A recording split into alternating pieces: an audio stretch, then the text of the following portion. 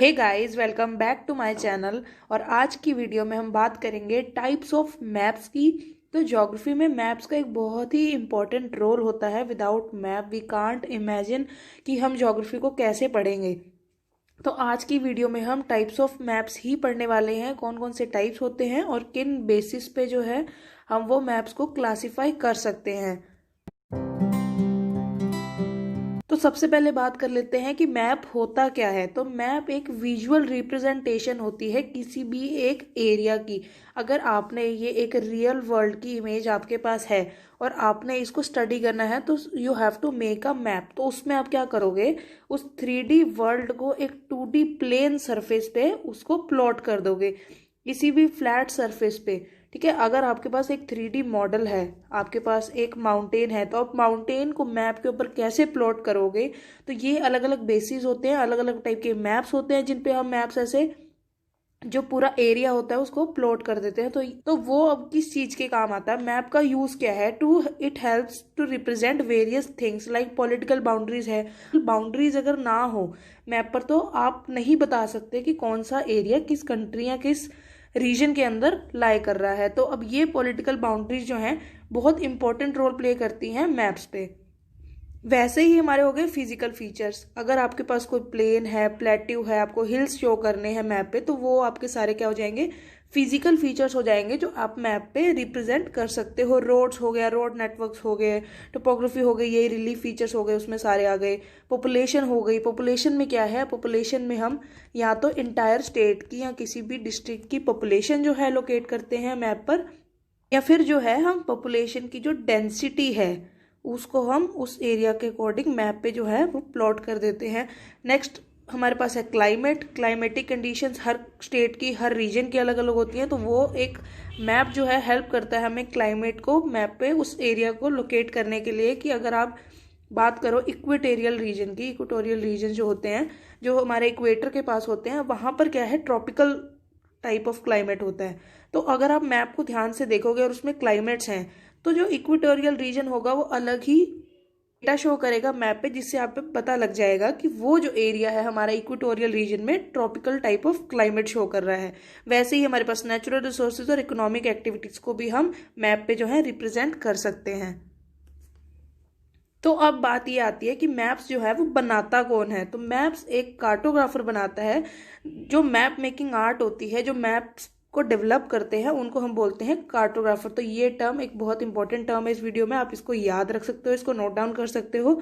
और कार्टोग्राफी जो एक साइंस है ऑफ मैप मेकिंग, कोई भी अगर मैप बना रहा है, वो उस चीज को स्टडी कर रहा है मैप्स को, तो वो हो गई कार्टोग्राफी। और जो मैप्स बना रहा है वो हमारा हो जाएगा कार्टोग्राफर।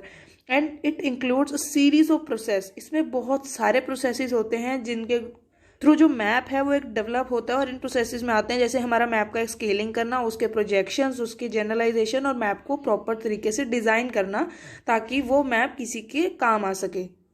तो इस वीडियो में हम 3 मेन बेसिस की बात करेंगे जिनके अकॉर्डिंग हम जो मैप्स को है वो क्लासीफाई कर सकते हैं। तो first we have the purpose और डिटेल, कि हम जो मैप बना रहे हैं उसके पीछे हमारा पर्पस क्या है, उसमें क्या डिटेलिंग जो है हम वो देना चाहेंगे। और एक होता है बेसिस ऑफ स्केल, कि हम एक स्केल होता है जिसके अकॉर्डिंग हम मैप डेवलप करते हैं। तो वो लार्ज स्केल है, स्मॉल स्केल है, या बहुत छोटा स्केल है, या वेरी लार्ज स्केल है, तो ये इसमें पढ़ेंगे। और लास्ट हमारे पास है basis of techniques of map making, कि कौन सी ऐसी टेक्निक्स हैं जिनके बेसिस पे हम मैप्स को जो क्लासीफाई कर सकते हैं। तो पर्पस और डिटेल में सबसे पहला हमारे पास जो मैप आएगा वो होगा सिंगल पर्पस मैप। इसमें क्या हो जाएगा, आपके पास एक ही थीम होगी, आपके पास कोई एक ही टॉपिक है, आपको उसी पर ही पूरा मैप डेवलप करना है। तो उसमें हो जाएगा सिंगल पर्पस, कि आपके पास एक सिंगल पर्पस है उस मैप को बनाने का। तो इनको हम थीमेटिक मैप्स भी बोलते हैं। और थीमेटिक मैप्स की कुछ एक स्पेसिफिक थीम्स क्या हम लेते हैं, जैसे पॉलिटिकल मैप, कि आपने इंडिया का एक पॉलिटिकल मैप बनाया, उसमें आपने उसके सारे स्टेट्स की बाउंड्रीज बना दी। अब क्या हो गया, वो एक पॉलिटिकल मैप हो गया जिसमें एक ही थीम है। उसके बाद हमारे पास हो जाएगा क्लाइमेटिक मैप, कि आपने एक रीजन लिया, उसके बाद आपने उसके सारे क्लाइमेटिक जो उसके रीजन्स थे वो अलग अलग डिवाइड कर दिए। तो वो हो गया आपका एक ही, जो आपका एक सिंगल थीम है यहाँ पर, वो क्या हो गया कि आप मैप में सिर्फ क्लाइमेट शो कर रहे हो तो वो एक क्या हो गया आपका सिंगल पर्पस मैप हो गया। वैसे ही रिसोर्स मैप की कहाँ आपको कौन कौन से रिसोर्सेज मिलते हैं, कम्युनिकेशन मैप की कहाँ कहाँ से जो कम्युनिकेशन या हमारी कनेक्टिविटी है, एक्सेसिबिलिटी है वो कितनी है। जियोलॉजिकल मैप्स में हम जो रॉक्स डेटा है कि कौन कौन से रॉक्स कहाँ कहाँ मिलते हैं, टाइप्स ऑफ रॉक्स हम जो है मैप पे लोकेट कर देते हैं। तो ये हमारा हो गया एक फर्स्ट सिंगल पर्पस मैप, जिसमें हमारे पास सिर्फ एक सिंगल पर्पस होता है उस मैप को डेवलप करने का। पर्पस ऑफ डिटेल में अब हमारे पास एक नेक्स्ट जो मैप आ रहा है वो है कंपोजिट मैप्स। तो कंपोजिट मैप्स में क्या होता है, यहाँ पर हम मोर देन 2 जो हमारे पर्पस है वो हो सकते हैं एक मैप को डेवलप करने के। जैसे हमने क्या किया कि एक हमने ले लिया क्लाइमेटिक डेटा और एक हमने ले लिया टेम्परेचर का डेटा कि कौन से टेम्परेचर में किस टाइप का क्लाइमेट है, वहाँ पर बहुत ज़्यादा वेरिएशंस है डे और नाइट के टाइम पे, या हमने ये देख लिया कि कौन से क्लाइमेट में किस टाइप की वेजिटेशन है। तो ये हमारा क्या हो जाएगा, कंपोजिट मैप्स हो जाएंगे, जहाँ पे हम 2 सिंगल पर्पस मैप्स को आपस में ओवरलैप कर देंगे या इनको कंबाइन कर कर एक सिंगल मैप बना देंगे, जिसमें कि जो हमारे एलिमेंट्स होंगे, जो हम एलिमेंट्स कलेक्ट करेंगे, जो हमारी थीम होगी वो 2 थीम पे बनेगा, बट जो हमारा एक्सटेंट है, मतलब जो हमारा एरिया है, ज्योग्राफिकल एक्सटेंट जो है वो सेम ही रहेगा। जैसे अगर हम बात करें कि हमने इंडिया के वेजिटेशन प्लस क्लाइमेट को स्टडी करना है एक ही मैप पर, तो अब ये क्या हो जाएगा, हमारे पास 2 थीम्स हो जाएंगी, बट जो एरिया होगा वो हमारे पास क्या रह जाएगा, इंडिया। तो ये चीज़ चेंज नहीं होगी, जो हमारे थीम्स हैं वो हमारे यूज़ के अकॉर्डिंग चेंज हो जाएगी अकॉर्डिंग टू द स्केल। तो अब इस बेसिस पे हम कैसे स्केल से जो है वो मैप्स को डिवाइड कर सकते हैं, क्लासीफाई कर सकते हैं। तो सबसे पहले बात कर लेते हैं कि स्केल होता क्या है। तो स्केल एक ऐसी चीज है जो इंडिकेट करती है 2 पॉइंट्स के बीच में कि अगर आपके पास ये एक रियल वर्ल्ड की इमेज है, ये हमारे पास एक रियल वर्ल्ड पे एक पॉइंट है, तो इस पॉइंट को आप मैप पर कैसे लोकेट करोगे और कितने एरिया को, अगर आपके पास ये मान लो 10 किलोमीटर एरिया है ऑन रियल वर्ल्ड, तो आप इसको मैप पे अगर 10 किलोमीटर बनाओगे तो आपको 10 किलोमीटर बड़ी शीट चाहिए होगी जिसपे आप ये एरिया को एज इट इज लोकेट करोगे, प्लॉट करोगे। बट आप इतना नहीं कर सकते, तो आप क्या करोगे, एक रेशियो बना लोगे कि आप मैप पे 10 किलोमीटर को विद इन 1 इंच आप जो है उसको शो कर रहे हो। तो ये क्या हो जाएगा, हमारा स्केलिंग हो जाएगी कि आपने कितने बड़े एरिया को एक फ्लैट सरफेस पे कितने एरिया में या कितने सेंटीमीटर इंच में आपने उसको लोकेट कर दिया है। तो अब लार्ज स्केल और हमारे पास दूसरा है स्मॉल स्केल। तो अब लार्ज स्केल और स्मॉल स्केल में क्या डिफरेंस है, तो इसको हमने ऐसे याद रखना है कि जितना भी बड़ा लार्ज हमारा स्केल होगा, एरिया जो है उसमें उतना ही कम हमारे को स्टडी करने को मिलेगा, और स्मॉल स्केल में क्या हो जाएगा कि उतना ही एरिया हमारे पास बढ़ जाएगा पढ़ने के लिए। कि अगर आपने लार्ज स्केल लिया तो इट मीन्स वो एक ही एरिया को बहुत ज़्यादा जूम इन करके आप पढ़ोगे, और स्मॉल में क्या हो जाएगा कि आप एक बहुत ही लार्ज एरिया को स्टडी कर रहे हो, आप किसी एक छोटे से एरिया को स्टडी नहीं कर रहे। तो अकॉर्डिंग टू स्केल में जो हमारे पास सबसे पहला मैप है वो है हमारे पास कैडेस्ट्रल मैप्स। ये मैप्स बहुत ही लार्ज स्केल पे डेवलप किए जाते हैं, और ज़्यादातर जो लोकल गवर्नमेंट्स हमारी होती हैं, जो पंचायत सिस्टम्स में पहले ये बहुत ज़्यादा यूज़ होता था, अब जो है ये आपके एमसीज वगैरह यूज़ करते हैं अपने किसी एक पर्टिकुलर रीजन को डेवलप करने के लिए, या वहाँ के जितने भी प्रॉब्लम्स हैं उनको सॉल्व करने के लिए। तो कैडेस्ट्रल मैप्स में क्या होता है, आप किसी भी एक छोटे से रीजन को, मतलब अपने स्टेट में, अपने डिस्ट्रिक्ट में, ज़्यादातर जो ये मैप्स होते हैं वो ब्लॉक मैप्स बनते हैं, जिनमें हम एक लार्ज स्केल यूज़ करते हैं। इट मीन्स हम एक बहुत ही छोटे एरिया को स्टडी करेंगे, क्योंकि लार्ज है तो इसका ऑपोजिट हो जाएगा कि एरिया जो है वो स्मॉल हो जाएगा, कि एक एरिया को हम बहुत ज़्यादा जूम इन करके जो है उसकी ईजिली स्टडी करते हैं to resolve all the problems in that area.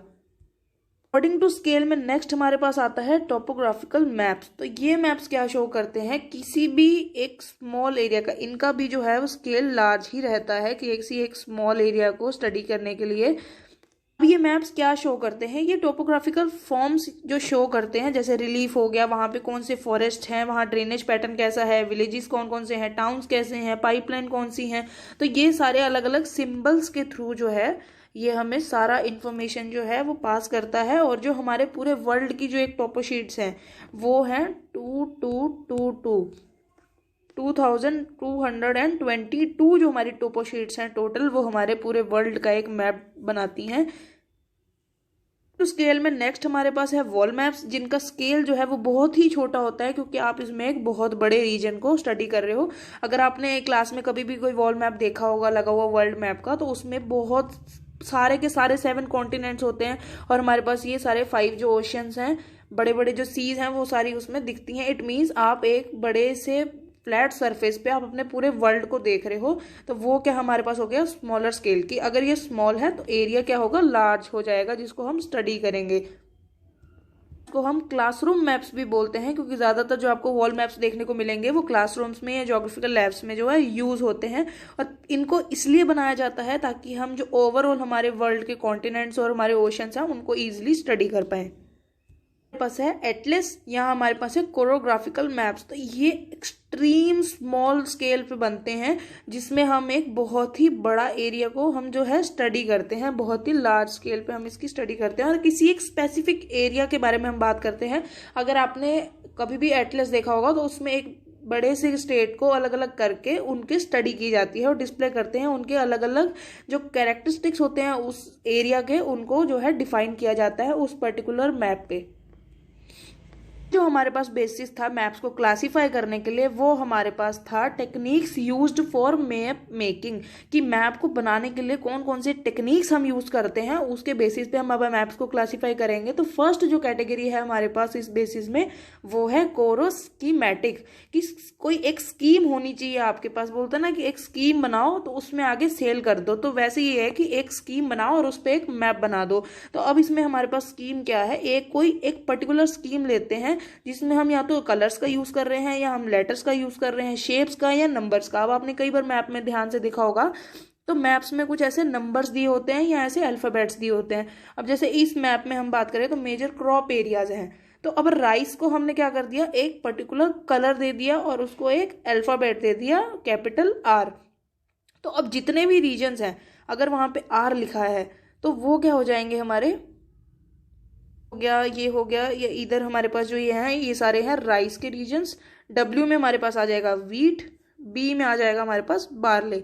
तो अगर आपने एक बार भी इसका मैप का लेजेंड देख लिया कि किस जो हमारे पास क्रॉप है उसको हमने किस नंबर से या किस अल्फाबेट से डिनोट किया है, तो you can easily find out कि कौन कौन से रीजन्स में जो राइस है, वीट, बार्ले आपको मिलेगा। तो ये ईजी हो जाता है स्टडी करने के लिए मैप्स को, अगर आपके पास कोई एक स्कीम है। हमारे पास इसी टेक्निक में है आइसोप्लेथ मैप्स। आइसोप्लेथ क्या होता है, आइसोप्लेथ जो लाइंस होती हैं, आइसोप्लेथ मैप्स वो होते हैं जिनमें हम लाइंस का, इमेजिनरी लाइंस का यूज करते हैं जो इक्वल वैल्यूज के जो प्लेसेस होते हैं उनको मैच करती है। मान लो अगर यहाँ पे आपके पास 10 है, यहाँ 10 है, ये एक पॉइंट्स हैं, यहाँ 10 है, और यहाँ पे आपके पास है 5, यहाँ है 5, यहाँ है 5। तो आप क्या करोगे, इन 10 को मिलाते हुए एक एरिया बनाओगे और ये 5 को मिलाते हुए एक। इट मीन्स कि ये जो एरियाज हैं, ये जो लाइन है, ये इक्वल वैल्यूज वाले एरियाज को जो है ज्वाइन करती है। तो वैसे ही आइसोप्लेथ मैप्स क्या करेंगे, डेटा को शो करने के लिए वो इक्वल लाइंस का यूज करते हैं। अब जैसे इस मैप की अगर हम बात करें तो इसमें हमने आइसोबार्स यूज किए हैं, आइसोबार लाइंस हैं। तो आइसोबार में क्या हम किसके लिए यूज करते हैं, आइसोबार जो है वो हम प्रेशर के लिए यूज करते हैं, प्रेशर को चेक करने के लिए कि कितने मिलीबार जो है उसका प्रेशर है। तो उसके बीच में अगर ये 1000 MB है, इट मीन्स ये सारे उन रीजन्स को कनेक्ट करते हुए जाएगी जहां पर हमारा 1000 MB जो है वो प्रेशर है। पास है डॉट मैप्स। तो डॉट मैप्स जो ज़्यादातर यूज होते हैं वो पॉपुलेशन को शो करने के लिए होते हैं मैप्स पे, जो कि यूनिफॉर्म साइज की होती हैं। सारी जो डॉट्स होती हैं वो इक्वल साइज की होती हैं, इसमें कोई भी डॉट बड़ी या कोई भी डॉट छोटी नहीं होती। और each dot represents a definite number of quantity, कि अगर जो भी आप डॉट लगा रहे हो, अगर आपने 10 इक्वल डॉट्स लगाई तो वो जो डॉट होंगी वो, अगर आपने एक डॉट को 10% जो है वो वैल्यू दे दी है, इट मीन्स हर एक डॉट जो है आपको 10% की वैल्यू ही शो करेगी। नेक्स्ट हमारे पास है कोरोक्रोमैटिक। ये कोरोक्रोमैटिक में क्या हो जाएगा हमारे पास इस टेक्निक में, ये जो है कोरोक्रोमैटिक, ये एक ग्रीक वर्ड है जिसमें कोरोस का मीनिंग है एरिया, कि आप किसी भी एरिया को डिफाइन करते हो, और क्रोमा का मतलब है कलर्स, कि आप उस एरिया को डिफाइन करते हो on the basis of their colours. कि अगर आपने ये मैप देखा तो इसमें हमने बहुत सारे डिफरेंट कलर्स यूज करे हैं। अब इन कलर्स का हम कैसे पढ़ेंगे कि ये कलर हमने क्यों यूज करे और हर रीजन का कलर अलग क्यों है। तो ये ये क्या है, हम डेटा को डिफरेंट कलर्स के थ्रू शो करते हैं। और इस लेजेंड में अगर आप ध्यान से देखो तो इस पे हमने एवरेज रेनफॉल का जो है हमें एक पूरा लेजेंड दे दिया, एक कलर की स्ट्रिप आपको दे दी कि इस कलर का जो एरिया है वो अंडर 20 है, इस कलर का 20 to 40 है। ये आपको जो इंटरवल्स हैं इसके थ्रू आपको पता लग जाएगा कि ओके इस एरिया में, अगर हम इस एरिया की बात करें तो यहाँ पे 20 to 40 जो है हमारा सेंटीमीटर पर ईयर रेनफॉल होती है, एनुअल रेनफॉल है क्योंकि। तो ऐसे ही आप इस पूरे मैप को on the basis of its colour आप उनको स्टडी कर सकते हो। जो भी डेटा होगा वो किस में होगा, कलर्स में होगा। तो कोरोमेटिक में क्या हो गया, कोरो मीन्स एरिया और क्रोमा का मीन्स हो गया कलर्स। आज की वीडियो के लिए इतना ही। अगर आपको ये वीडियो पसंद आई हो तो प्लीज़ इस वीडियो को लाइक करें, शेयर करें, कमेंट करें। और अगर आपने अभी भी इस चैनल को सब्सक्राइब नहीं किया है तो प्लीज़ इस चैनल को सब्सक्राइब कर दें। Thank you so much.